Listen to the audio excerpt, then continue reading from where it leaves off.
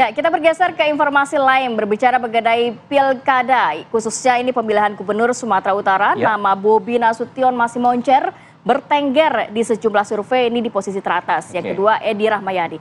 Setelah diusung 7 partai dengan 63 kursi, nampaknya koalisi besar ini cukup pede sehingga mengajak partai-partai lain untuk ikut bergabung sehingga nanti mungkin keinginannya adalah melawan kota kosong. Seperti apa? Sebelum berbincang kita akan hadirkan informasi berikut ini.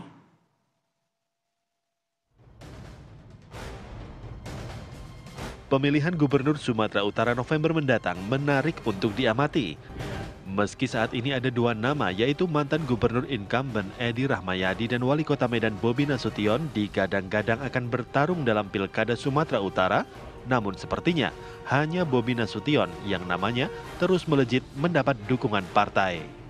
Tidak tanggung-tanggung, mantu Presiden Joko Widodo ini mengantongi dukungan penuh dari 7 partai politik yaitu Gerindra, Golkar, Demokrat, PAN, Nasdem, P3, dan PKB.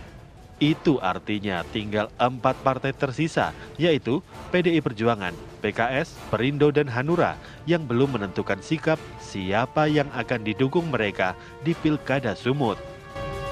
Sejatinya beberapa hari lalu pihak PDIP dan PKS Sumatera Utara terus melakukan pertemuan intensif.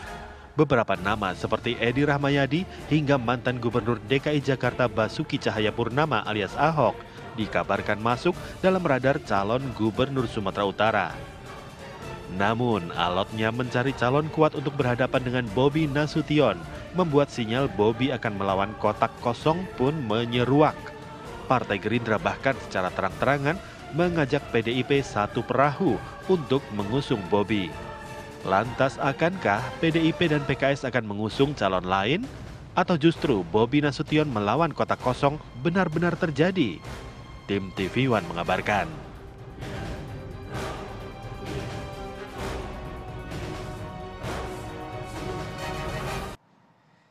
Ya, apakah PDIP akan mencalonkan nama lain atau ikut bergabung dengan koalisi gemuk tadi? 63 kursi ya tadi? Iya, 63 kursi ya. Kita akan bahas di dialog pada pagi hari ini. Ada sejumlah narasumber yang sudah hadir. Ada Bang Ciko Hakim dari politikus PDI Perjuangan. Selamat pagi Bang Ciko. Selamat pagi Bang Ciko. Sudah bergabung bersama kita juga Bang Ahmad Riza Patria, politikus Partai Gerindra. Selamat pagi Bang. Riza, Assalamualaikum. Dan juga ada analis politik dari Universitas Paramadina Jakarta, Mas Ahmad Khairul Umam. Mas Umam, selamat pagi. Assalamualaikum. Saya ingin ke Bang Ciko dulu deh. Bang Ciko, tadi ada pernyataannya menarik nih dari Sekretaris Gerindra di Sumatera Utara. Udah daripada kalah, nyalonin sendiri, PDIP mending gabung aja sama Gerindra. Bawa energi, bawa waktu, jadi gabung aja. Bentuk bisa dianggap apa ya? Bentuk meremehkan atau gimana nih kira-kira? Enggak lah, saya rasa kan itu memang semua orang kan pasti ingin mengajak partai politik lain untuk bergabung dan bekerja sama. Terkait dengan pilkada ini memang kan kerjasama politik yang semakin besar itu akan semakin punya peluang untuk menang. Itu aja sebenarnya ya. Jadi nggak merasa diremehkan di sini? Enggak juga. Karena gini, kalau mau meremehkan kan agak sulit meremehkan PDI Perjuangan di Sumatera Utara. Karena kita kan suaranya punya golden ticket ya, bisa mengusung sendiri. sampai hari ini pun kita bisa mencalonkan sendiri. Jadi memang seksi lah PDI Perjuangan ini untuk ditarik ke sana kemari ya kan, apalagi di Sumatera Utara. Tapi terkait tadi apakah tidak takut kalah? Sebenarnya kalau bagi PDI Perjuangan ini kita lebih takut salah daripada takut kalah. Ya kan? Salah di mana, artinya gini, artinya kita betul-betul mempersiapkan calon-calon yang akan kita usung untuk pilkada itu di seluruh Indonesia. Semuanya itu kita persiapkan bukan hanya terkait dengan elektabilitas. Kita melihat juga kriteria-kriteria. Kalau kita bicara Sumatera Utara misalnya begitu banyak permasalahan sosial, permasalahan infrastruktur, permasalahan-permasalahan lainnya dan rakyatnya yang begitu heterogen dan lain-lain, ya kita betul-betul harus men-set kriteria-kriteria seperti pemimpin seperti apa yang kita inginkan. Ya mungkin Bobi juga masuk dalam kriteria tersebut. Cuma kita karena punya golden ticket tadi, karena eksistensi kita sudah teruji, terbukti, dan memang minat masyarakat terhadap PDI Perjuangan dan visi misi dari PDI Perjuangan itu besar di Sumatera Utara, tentunya kita merasa bagian dari amanat dari masyarakat Sumut adalah supaya PDI Perjuangan juga mencalonkan calonnya sendiri, gitu. Baik sebagai cagup ataupun sebagai cawagup, itu masih bisa dibicarakan nanti. Jadi nggak apa-apa. Sebenarnya masih cair semuanya, tapi tentunya semua harus betul-betul didalami dan kami masih dalam proses itu mendalami, menjaring nama-nama calon dari internal seperti ada nama Dr. Sofyan Tan yang juga dari Dapil Sumut 1, ada nama Ketua DPD-nya Rapidin Simbolon gitu misalnya.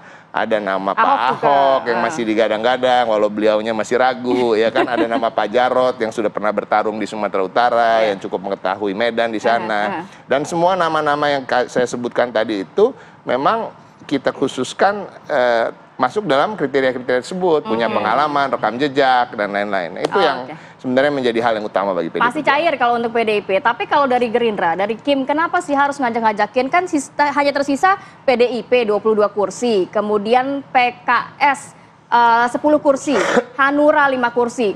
Harus diajak semua, Bang. Udah besar kan koalisinya 63 kursi, mau melawan kota kosong apa gimana ini? Kota kosong, Bang. Iya, bagi kami sebetulnya kontestasi pilkada ini memang menjadi penting ya, karena kami ingin kepemimpinan daerah bisa sejalan dengan kepemimpinan di pusat. Atas dasar itu kami berusaha membangun koalisi tidak hanya segaris atau sejalan, senapas, tapi juga sebesar mungkin. Dan semakin banyak partai yang berkoalisi itu akan semakin baik. Karena setidaknya bisa mengurangi friksi, konflik, dan sebagainya. Tapi kan udah banyak, Bang, yang di dalam, Bang. Iya, memang kami tidak bermaksud berlebihan, arogan, sombong. Tapi kami punya keyakinan dan optimisme bahwa di Pilkada Sumut ini pasangan yang kami usung ini bisa memenangkan Pilkada di Sumatera Utara ya. Terlebih sampai hari ini tidak hanya mencukupi ya partai koalisi yang bergabung, tapi sudah melebihi. Ajakan rayuan dari Kim, dari Gerindra kepada PDIP ini dalam bentuk masih di level Sumatera Utara, karena kan kalau PDIP kan memang semuanya kembali lagi ke ketua umum, atau sudah dari ketua umum ke ketua umum? Ya, memang ajakan ini kami lakukan tidak hanya pada PDIP, tapi semua partai ya. Di semua pilkada, umumnya pasangan calon atau partai pengusung sedapat mungkin mengajak partai lain bergabung. Sekalipun kadang dalam rangka pemenangan ini, pengamat memahami, kadang kita ini kalau ingin menang kita harus melihat ya, apakah kita buat sedemikian sehingga 2 pasang berhadap-hadapan atau 3 pasang, itu ada hitungan-hitungannya ya, dalam rangka menang ya, atau harus 1 pasang melawan kota kosong, itu juga semua ada hitungan. Ada kalkulasi lah ya. Saya tidak menjelaskan di sini, tapi semua ada hitungannya. Jadi untuk di Sumatera Utara, mohon maaf, kami punya keyakinan optimisme, apakah sendirian atau 2 pasang atau 3 pasang sekalipun, kami punya keyakinan dan optimisme ya. Karena survei menunjukkan bahwa elektabilitas sudah lebih dari 35% mengalahkan incumbent yang kalau tidak salah 23%. Ya. Itu keyakinan dan optimisme ya. Dan Mas Bobi sekalipun cuma wali kota di kota Medan ya, artinya 1 kota dari 33 kabupaten kota yang ada di Sumatera Utara, tapi popularitas juga tinggi, elektabilitas juga tinggi ya. Jadi itulah keyakinan kami berdasarkan hasil survei, dengan berbagai prestasi yang ada, kami optimis bahwa Bobi akan memenangkan pilkada di Sumut. Keyakinannya didasarkan dengan elektabilitas yang cukup tinggi, popularitasnya juga cukup tinggi. Apakah kemudian Mas Umam, tingginya elektabilitas ini akan menjamin kemenangan, atau memang ada faktor lain yang bisa kemudian jadi faktor kejutan, misalnya PDIP mencalonkan calon lain yang punya nama, tadi disebutkan Ahok Jarot juga disebutkan, apakah itu juga punya peluang? Nanti dijawab saja. Tetap di sini di Apa Kabar Indonesia Pagi. Ya, saya langsung ke Mas Umam. Mas Umam, kepercayaan diri dari Gerindra untuk kemudian mengusung nama Bobi Nasution ini tadi didasarkan pada elektabilitas. Tapi kalau kita lihat nanti November pada saat pemilihan kan Pak Jokowi sudah tidak menjabat. Apakah ini masih berpengaruh menjadi satu faktor juga untuk mempengaruhi hasil dari pilkada nanti? Iya, memang kalau misal bicara faktor penentu kemenangan memang cukup kompleks ya. Bukan hanya elektabilitas, itu hanya satu faktor. Tetapi tentu juga infrastruktur pemenangan di level partai politik, juga kemudian jaringan non-partai, seperti jaringan ormas dan sebagainya, kemudian aspek logistik, kemudian narasi yang dibangun, termasuk kedisiplinan dari para calon.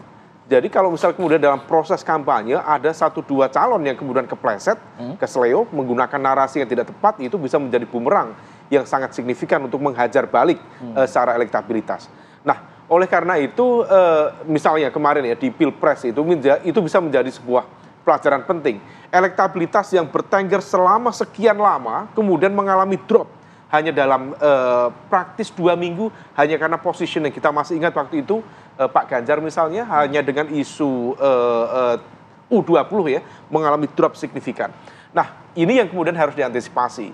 Nah, apa yang terjadi di misalnya di Sumatera Utara dan barangkali juga akan muncul di tempat-tempat yang lain, tentu harus diantisipasi oleh partai-partai politik, terutama kalau misalnya Gerindra, ini di sini partainya Bang Riza. Kalau misalnya partainya Bang Riza cukup percaya diri, tetapi tetap harus diukur betul, tadi sudah disampaikan. Karena bagaimanapun juga, kalau misal satu calon melawan kotak kosong, itu pun juga tidak menjadi jaminan dia akan menang. Apa yang terjadi kemarin misalnya di Makassar ya, saya pikir itu menjadi sebuah pelajaran penting. Terutama kalau misal kemudian dari kelompok yang melakukan perlawanan itu bisa memberikan informasi secara masif. Artinya bahwa kemudian memilih kotak kosong itu dianggap sebagai sebuah simbol perlawanan terhadap kekuatan yang dianggap cukup mendominasi dari sisi logistik, elektabilitas, kemudian jaringan keluarga dan lain sebagainya. Nah, ini yang harus diantisipasi. Meskipun sekali lagi pengalaman dari pilkada-pilkada sebelumnya, termasuk misalnya dari partainya Bang Ciko ya, yang sekarang sepertinya nggak tahu apakah masih menjadi bagian dari partainya atau tidak, terutama di Pilkada Surakarta waktu itu. Sudah jelas misalnya Pak Gibran waktu itu memang cukup percaya diri. Hampir semua partai mendukung dia. Tetapi kemudian tetap dihitung kalau misal kemudian ini melawan kotak kosong, harus diantisipasi risiko terkecilnya, bahkan terbesarnya. Nah, maka kemudian dibuatlah satu figur lawan yang kita sendiri kalau misalnya menghitung, ini rasa-rasanya tidak begitu capable dari aspek elektabilitas, popularitas, logistik, jaringan partai dan non-partai, tidak ada. Artinya apa? Ini adalah upaya bagian dari strategi pengamanan untuk memastikan kemenangan. Nah, ini yang kemudian tampaknya nanti akan dihitung. Tetapi kalau misal dalam konteks pilkada di Sumatera Utara, rasa-rasanya PDIP memiliki pride yang tinggi untuk mempertahankan pride itu. Ini bukan hanya sekedar pride, tetapi juga tentu hal-hal yang terkait dengan ada barangkali sisi ego, ada barangkali sisi patriotisme, sisi loyalitas terhadap partai, dan ketidakmauan tentu merasa berada di bawah subordinasi kekuatan besar yang tampaknya tidak pas. Mengusung sendiri begitu ya? Mengusung sendiri. Dan kalau misal kemudian memang itu bisa dilakukan, ini Sumatera Utara bisa menjadi miniatur dari kekuatan politik nasional. Karena per hari ini bisa saja Sumatera Utara PDIP barangkali akan bersatu bersama PKS, mengusung satu kekuatan yang kemudian melakukan perlawanan terhadap koalisi besar yang dibangun oleh Koalisi Indonesia Maju. Oke, berarti kemungkinan seperti itu ya Mas Ciko ya, bahwa memang PDIP akan bersama PKS, nanti kalau kata Mas Jarod ini Pilgub Sumatera Utara ini gajah melawan semut gitu ya. Tetap akan bertarung terus.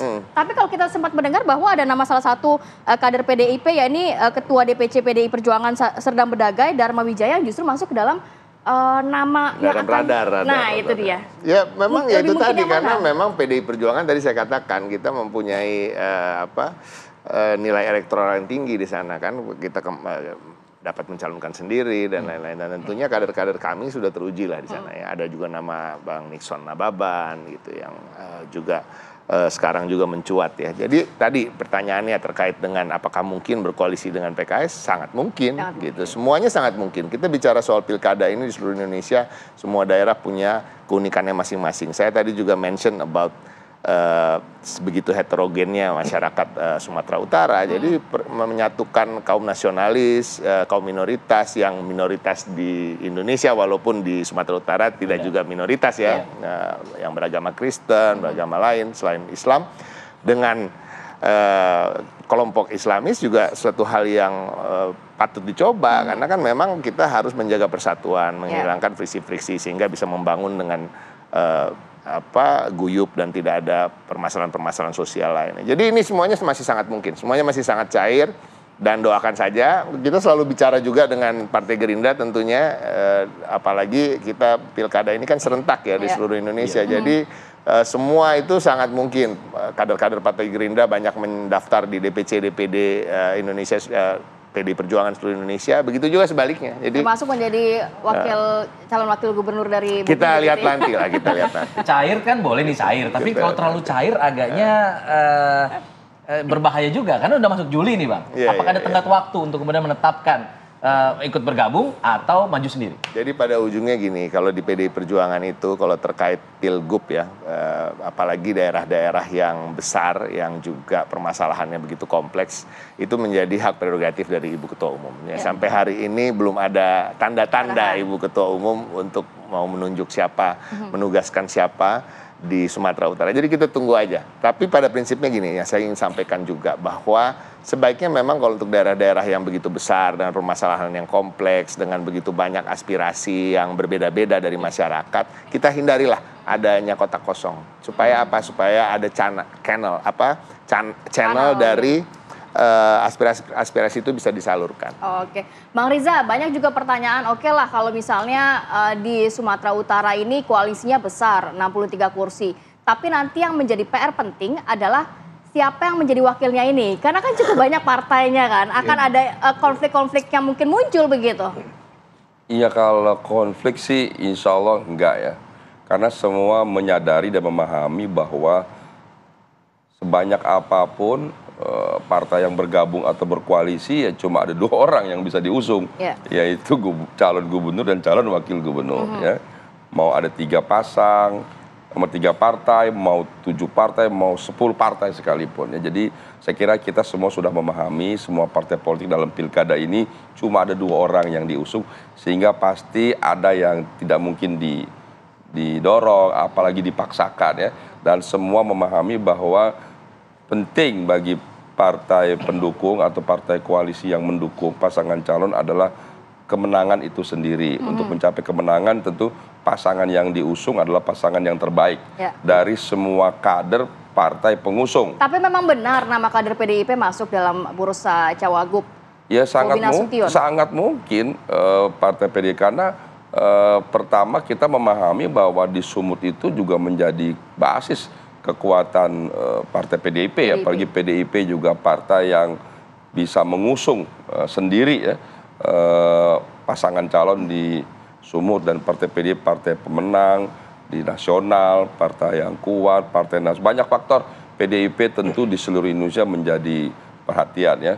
Tidak salah semua pasangan calon juga menjadikan PDIP sebagai partai ya, selain partai Gerindra, partai pemenang Pilpres, yang dicarilah untuk pasangan calon dari kader partai manapun. Jadi saya kira biasa, dan sekali lagi semua partai sekalipun ingin linier dengan Pilpres, tapi itu rasanya tidak bisa dipaksakan karena di pilkada ini cair ya.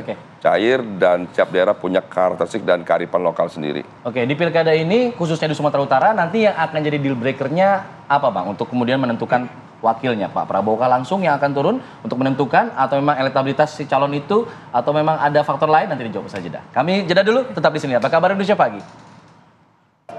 Ya, baik, tadi itu informasi mengenai Pak Presiden, anaknya, dan kita lagi bahas menantunya nih yang kemudian akan maju di Pilkada Sumatera Utara. Bang, tadi saya tanyakan yang menjadi deal breaker siapa untuk bisa menentukan nanti khususnya di Sumatera Utara ya, di pilkadanya untuk menjadi cawagupnya dari Bobi Nasution. Apakah langsung dari Pak Prabowo atau kemudian ada faktor lain dari elektabilitas dan lain sebagainya?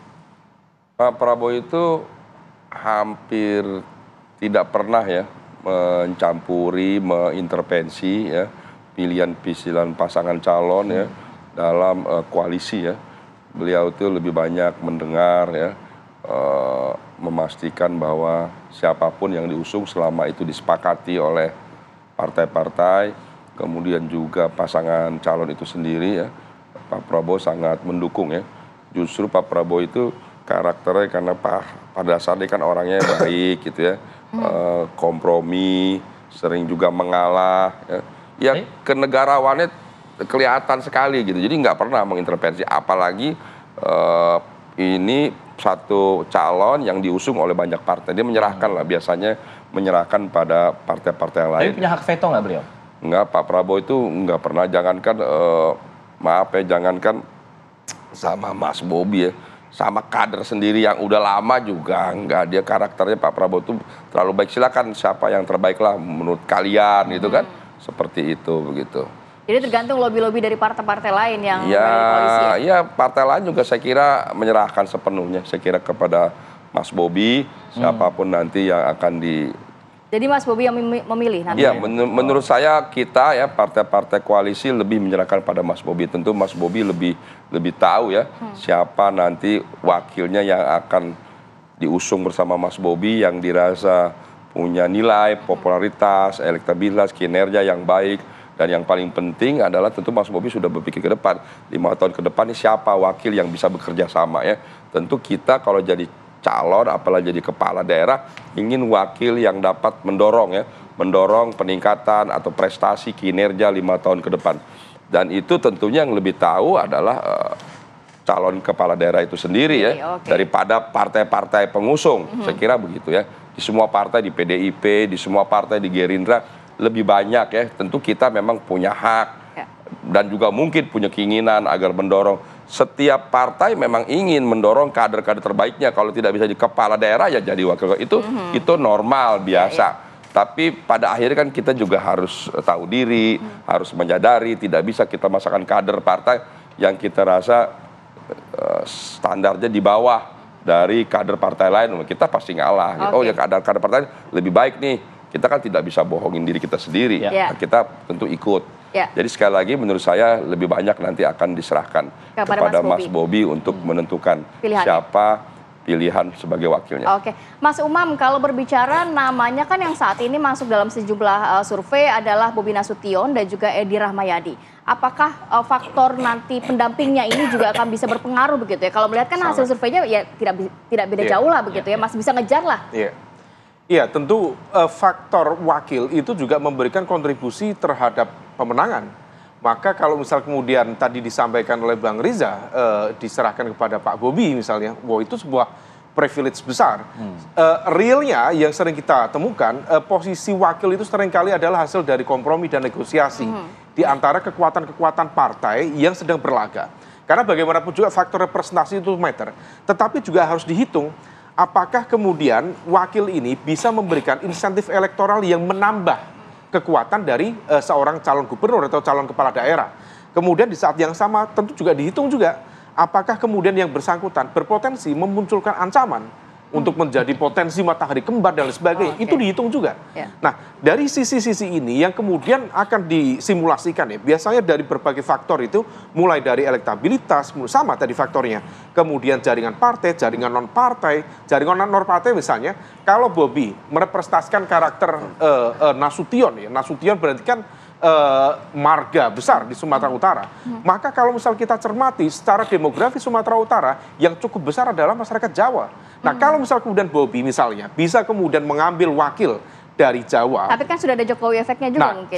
Ya itu apa dalam konteks makro politics, tetapi dalam konteks real di lapangan barangkali juga cukup menentukan. Atau representasi partai yang memiliki jaringan cukup kuat. Misalnya nama Bang Ijek dari Golkar juga cukup memadai kalau misal kemudian disampingkan di situ.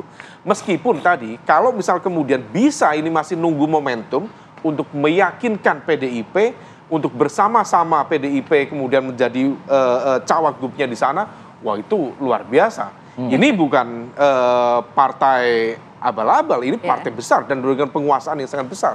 Meskipun kalau PDIP akhirnya mau, nanti akan ada satu yang gigit jari. Ya tidak perlu disebutkan, tetapi efeknya bisa kemana-mana. Dan kalau misal kemudian PDIP yang menjadi bandul kekuatan besar itu mengiyakan proposal yang diajukan, maka most likely besar kemungkinan ini akan tercipta pilkada dengan kotak kosong. Nah kalau misal dengan kotak kosong ya harus diyakinkan bahwa dalam proses sosialisasi, karena kalau misal kita ikuti ya mekanisme di PKPU nomor 13 2018 termasuk rujukan di Undang-Undang Pilkada ya nomor 10 2016, maka tetap rumusnya sama, harus memenangkan 50% plus 1 dari total surat suara yang sah. Nah jangan sampai kemudian dalam proses sosialisasi itu miss, atau kemudian terjadi perlawanan secara tidak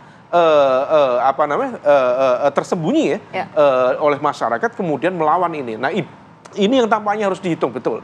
Tetapi kalau misalnya kemudian situasinya seperti ini sudah sangat besar. Dan kalau misalnya kemudian PDIP akhirnya dalam tanda kutip menyerah atau pasrah atau berkompromi, atau tepatnya berkompromi, maka ini akan menjadi kekuatan gitu kan? Ji, nah ini kan ada di tangan Bobi nih katanya nih. Kalau ternyata Bobi memilih wakilnya dari PDIP, apakah kemudian akan disambut dengan tangan terbuka, berkompromi, bukan menyerah ya, berkompromi? Kita nggak mau berandai-andai lah, kita tunggu aja apakah itu akan terjadi apa tidak. Tapi pada prinsipnya kan kita juga nggak mau terdistract dengan apa yang dilakukan oleh pihak-pihak luar. Dan karena di internal kami, kita sudah cukup direpotkan dalam tanda kutip untuk bagaimana mengerucutkan satu nama ini dari berbagai macam nama kader yang begitu kompeten dan mumpuni untuk bisa memimpin Sumatera Utara. Oke, terakhir mungkin Bang Riza, apakah mungkin begitu ya, Bobi dan juga Edi jadi satu pasangan? Ya, kalau bicara mungkin tidak mungkin kan dalam politik tidak ada yang tidak mungkin. Tapi rasanya tidak mungkin. Karena kan Pak Edi kan karena Pak Edi kan gubernur incumbent ya. Masa gubernur incumbent karena satu dua hal jadi wakil ya kan, sekalipun dalam politik tidak ada yang tidak mungkin, tapi rasanya tidak mungkin gitu. Ya, kita juga mendoakan lah supaya kontestasi di pilkada ini tidak hanya di Sumut, tapi di seluruh Indonesia hadir pasangan-pasangan terbaik dari semua kader partai atau non-kader, anak-anak bangsa yang terbaik, sehingga terpilih ya kader-kader sosok-sosok pemimpin yang baik, yang memastikan semua program ya, apakah program pemerintah pusat, program pemerintah daerah, semua berjalan baik, dan pada ujungnya kita ingin hasil pilkada ini menghasilkan program-program yang dapat ya memajukan daerah, mesejahterakan rakyatnya. Baik. Bang Ciko terakhir mungkin tidak mungkin. Ya, tapi dari tadi disebut nama Pak Edi Rahmayadi, kita lupa juga PDI Perjuangan juga menjalin komunikasi yang intens dengan yang bersangkutan. Jadi ada kemungkinan juga kita akan mengusung beliau tentunya bersama dengan kader kami, tapi kita lihat nantilah apakah kita juga akan bekerja sama dengan PKS, apa tadi ada kemungkinan Bobi untuk meminta kader PDI Perjuangan sebagai wakil. Semuanya masih cair, semuanya masih dalam taraf ada kemungkinan ya, tapi yang hampir pasti tidak mungkin itu tadi yang disampaikan Bang Riza ya. Saya ingin menitipkan wake up call kepada Bang Ciko dan PDIP ini. Untuk mainnya jangan terlalu slow. Ini harus cepat ini. Maka kalau misalnya kemudian bisa dilakukan lebih cepat, maka akan jauh lebih lebih solid ya, efektif konsolidasinya.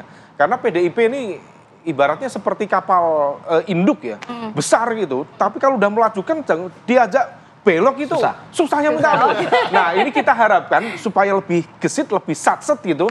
Nah, jadi kemudian dinamikanya akan jauh lebih